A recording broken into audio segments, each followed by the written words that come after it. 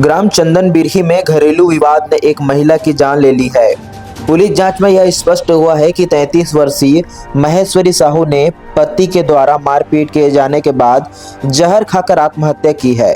घटना के बाद पुलिस ने आरोपी पति 36 वर्षीय वीरेंद्र कुमार साहू को गिरफ्तार कर न्यायिक रिमांड पर जेल भेज दिया है। सोमवार शाम 4 बजे गुंडरदेह टीआई मनीष शिंदे ने बताया कि 14 जून की सुबह करीब 8:30 बजे महेश्वरी अपने खेत गई थी।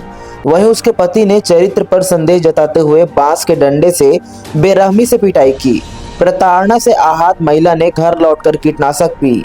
उल्टी होने पर उसे तत्काल गुंडरदेह शासकीय अस्पताल में भर्ती कराया गया, लेकिन स्थिति में सुधार नहीं होने पर 15 जून को जिला अस्पताल दुर्ग, फिर 16 जून को स्पर्श अस्पताल भिलाई रेफर किया गया, जहां डॉक्टरों ने उसे मृत घोषित कर दिया।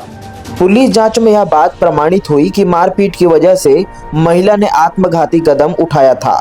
जांच के बाद आरोपी पति के खिलाफ धारा 108 के तहत अपराध दर्ज कर गिरफ्तार किया गया और कोर्ट में पेश करने के बाद न्यायिक हिरासत में जेल भेज दिया गया है।